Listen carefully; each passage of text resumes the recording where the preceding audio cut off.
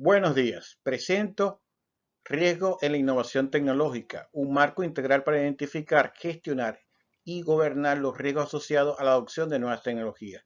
En esta sesión mostraré conceptos clave, herramientas prácticas y controles, pilotos y procesos de decisiones que protegen la continuidad operativa y la reputación institucional.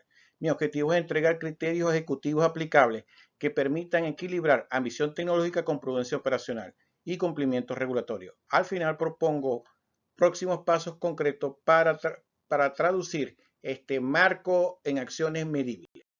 En esta presentación abordaremos 6 bloques: introducción y producción de riesgos, gerencia de riesgos, para análisis de decisiones, percepción de riesgos, análisis de política y las cierres y recomendaciones. En cada módulo incluiremos herramientas prácticas, matrices dinámicas y modelos de decisión, técnica de comunicación y metodología de evaluación regulatoria. Abrimos definiendo cómo se produce el riesgo tecnológico y por qué es imprescindible analizarlo con enfoque sistémico. Explicaremos la interacción entre capacidades técnicas, vulnerabilidades existentes y el contexto socioeconómico, y cómo esa combinación genera fallos de integración, brechas de seguridad y efectos en cadena.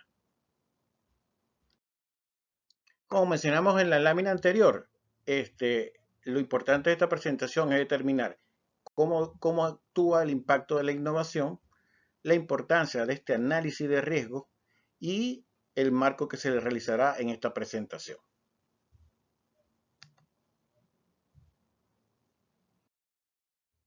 Bien, vamos a hablar ahora de lo que es la interacción de factores. El concepto, la lámina nos dice que el riesgo surge de mezclar nuevas capacidades y vulnerabilidades del sistema más contexto socioeconómico, es lo que nos menciona. Entonces, ¿cuál es una interacción de factores que nos pudiera afectar? Vamos a poner un ejemplo actual. Imaginemos que estamos aplicando la inteligencia artificial en recursos humanos. Hay una nueva capacidad técnica, que es un algoritmo que está diseñado para filtrar currículum automáticamente y que aceleraría la contratación del nuevo personal. La vulnerabilidad del sistema es que el algoritmo se entrenó con datos históricos de la empresa en los últimos 10 años, donde mayoritariamente se contrataban hombres. Hay un sesgo dentro del sistema. Contexto socioeconómico. Actualmente se busca la inclusión y hay una presión social para que esto se realice. Entonces debemos buscar la biodiversidad, pero el programa, a pesar que fue bien diseñado, fue bien reestructurado, fue realizado con una data sesgada. El riesgo, que falla la integración. El sistema aprendió a discriminar mujeres basado en datos viejos. El resultado no fue un fallo técnico, porque el código funcionaba, sino un riesgo reputacional y legal masivo por no considerar el contexto y la data viciada.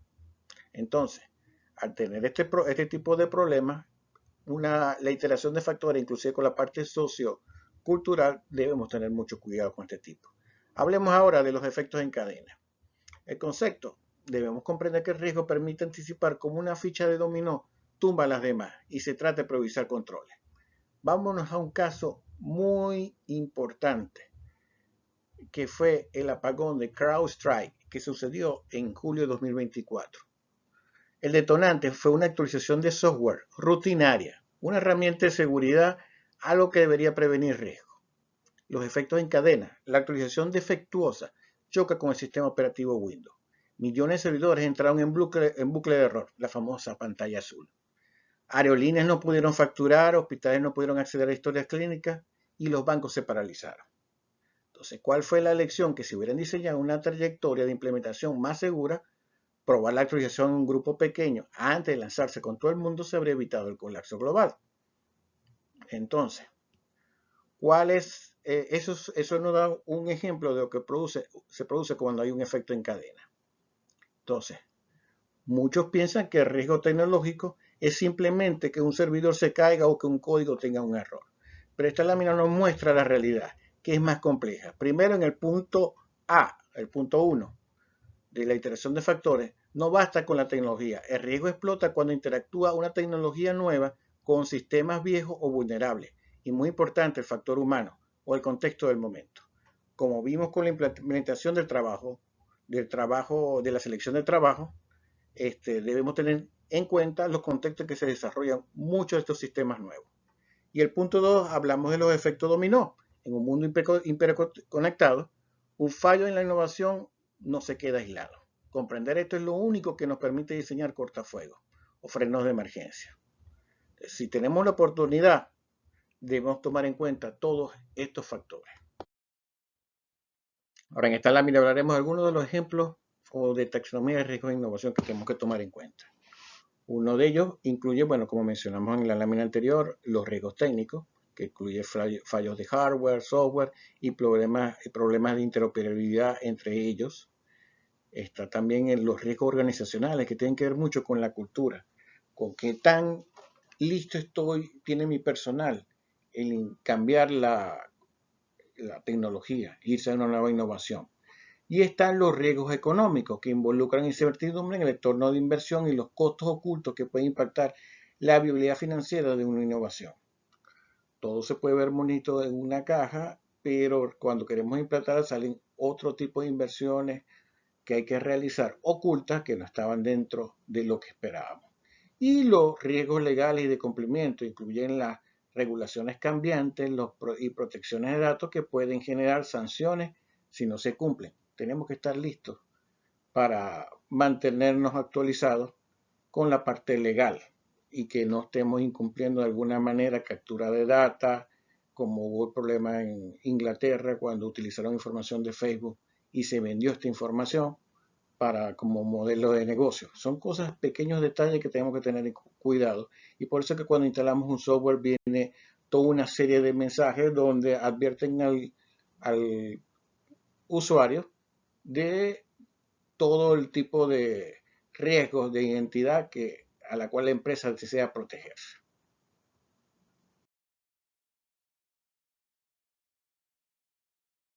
Ahora, no hablemos ahorita del problema. En esta lámina hablaremos sobre la solución o cómo domar este problema.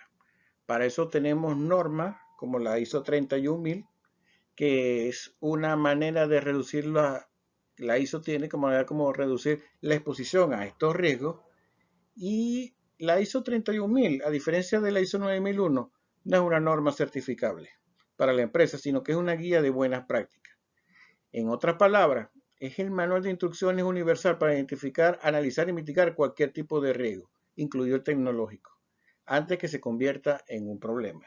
Entonces, la clave para usar es que esto no es un freno, es un acelerador para salir del problema, de no poner trabas.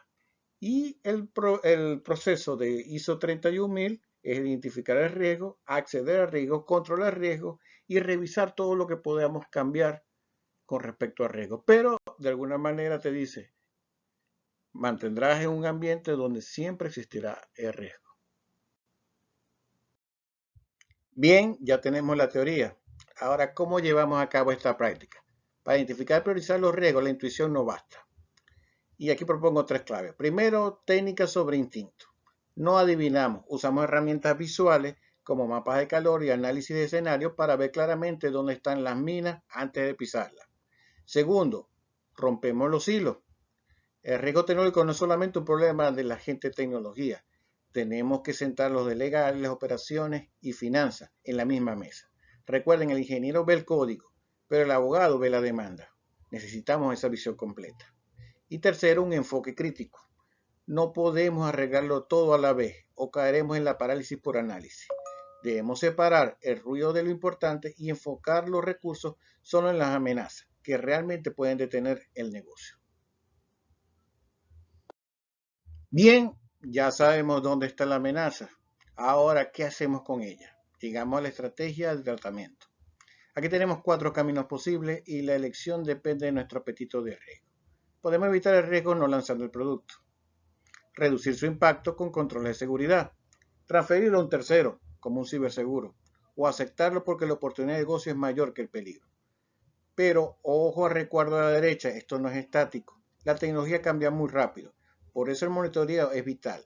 Necesitamos KPIs que nos digan si nuestra defensa funciona, Si el entorno regulatorio o tecnológico cambia, nuestra estrategia debe ajustarse en tiempo real. En resumen, gestionar el riesgo no es poner un candado y tirar la llave, es revisar la cerradura todos los días.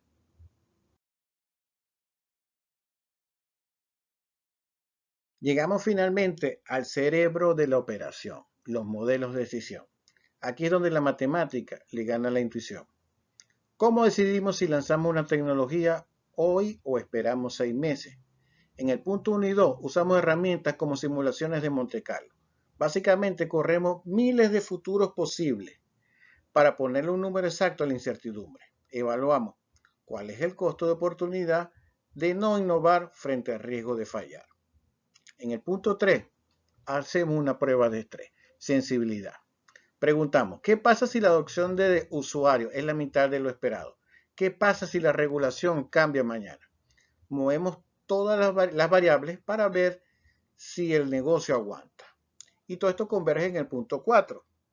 Estos modelos no deciden por nosotros, pero nos dan el soporte para ver el trade-off claro. Nos dicen exactamente cuánto riesgo estamos comprando por cada unidad de ganancia esperada. Y así finalmente tomar la decisión. Ahora entramos en el desafío más común de la innovación. ¿Cómo decidimos cuando no hay histórico? Cuando hacemos algo nuevo, por definición, los datos son escasos. La respuesta es flexibilidad y aprendizaje ágil. Primero nos adivinamos, triangulamos, combinamos lo poco que sabemos internamente con estudios externos y crucialmente con el juicio de expertos para llenar los vacíos. Pero la verdadera magia ocurre en la ejecución. Usamos prototipos y pilotos. En lugar de esperar a tener los datos perfectos, lanzamos uno pequeño para generar nuestra propia data. El piloto no es solamente una prueba técnica, es una herramienta de recolección de información. Y así validamos nuestra hipótesis rápido y barato, transformando la incertidumbre en evidencia.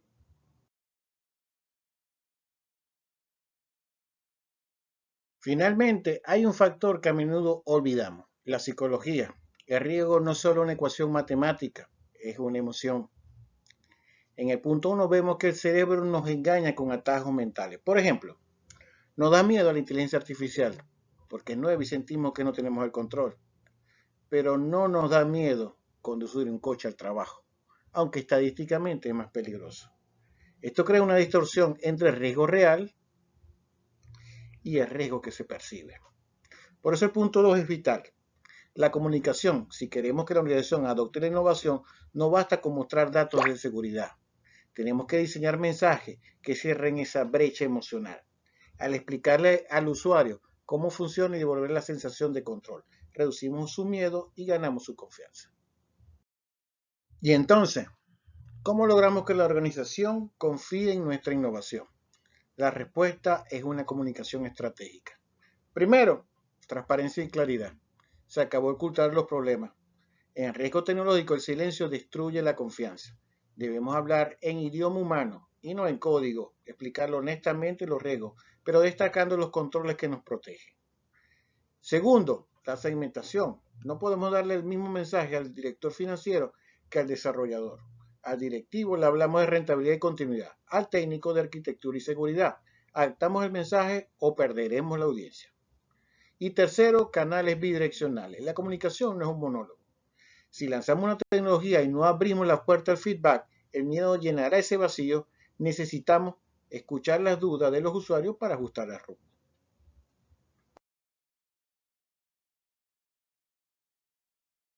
Ahora entramos en un terreno bastante crítico, el marco regulatorio.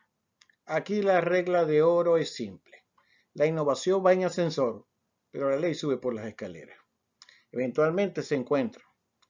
Para no chocar tendremos 3 niveles de acción. Primero, el cumplimiento, lo básico, normas básicas que debemos saber no son opcionales. Cumplir evita las multas, pero si sobre todo protege nuestra reputación, si no cumple, no compite.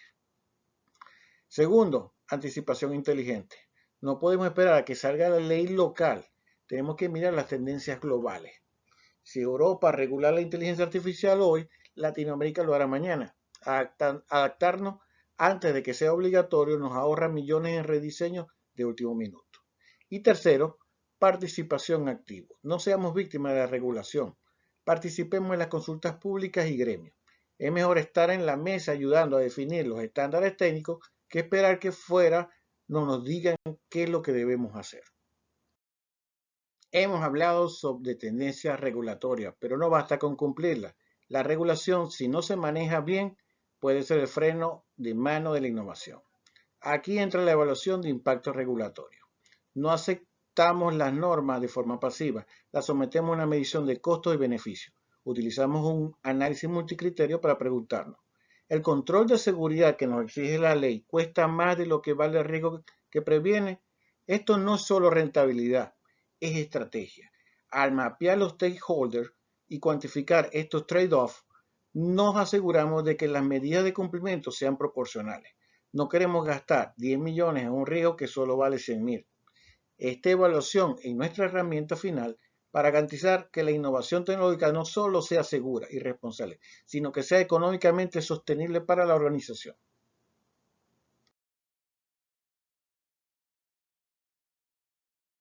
Bueno, hemos hecho un recorrido en el camino desde cómo nace el riesgo hasta cómo se evalúan las regulaciones. Pero la clave no está en las partes, sino en la integración de todas las dimensiones. En esto se logra en tres pilares. Primero, creando un sistema dinámico de gobernanza. Significa que la percepción de riesgo de un usuario, la política de ciberseguridad y la decisión del CEO deben funcionar como un solo sistema alineado. Segundo, a través de la comunicación y aprendizaje.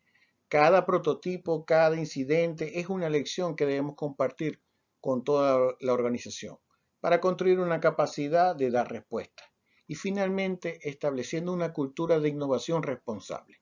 Debemos dejar de ver el riesgo como un costo y empezar a verlo como una oportunidad de mejora continua. Si logramos esta integración, la innovación tecnológica dejará de ser una amenaza potencial para convertirse en nuestro motor de liderazgo y crecimiento sostenible. Y hemos llegado al final de esta hoja de ruta. No es solo un documento de gestión, sino nuestro mapa para liderar la innovación. La acción comienza hoy. En el plan inmediato, necesitamos un diagnóstico rápido de riesgo crítico, actualizar nuestro marco de gestión y lanzar pilotos controlados. Esto nos permite generar datos y estabilizar la fundación. Pero la visión es a largo plazo. En el mediano plazo, integraremos inteligencia competitiva para anticipar el mercado y participaremos en foros regulatorios para pasar de ser reactivos a autores de las reglas. Y nuestro destino final, construir una cultura de innovación responsable, reportar nuestros impactos públicamente para transformar la gestión de riesgo de ser un costo en un diferenciador de mercado. El momento de la acción es ahora. Empecemos hoy a construir el futuro sostenible de nuestra innovación. Y finalmente hemos llegado a la cumbre de este análisis. Ya es hora de concluir y hay un mensaje para llevarse hoy. Se resume, si hay que llevarse, resume en esto. Primero, la innovación y riesgos son inseparables. Los riesgos son inevitables, pero son manejables. El éxito radica en anticipar y gerenciar con una metodología robusta. Segundo, la importancia del análisis.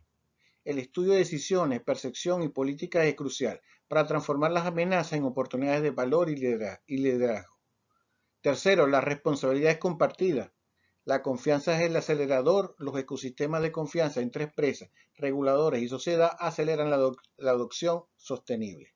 Y finalmente, todo se reduce al equilibrio entre precaución y ambición. No podemos ser temerosos, pero tampoco debemos ser imprudentes. Mantener este balance es esencial para construir ese futuro tecnológico beneficioso para todos. El riesgo no es un freno, es el mapa que nos guía hacia el liderazgo.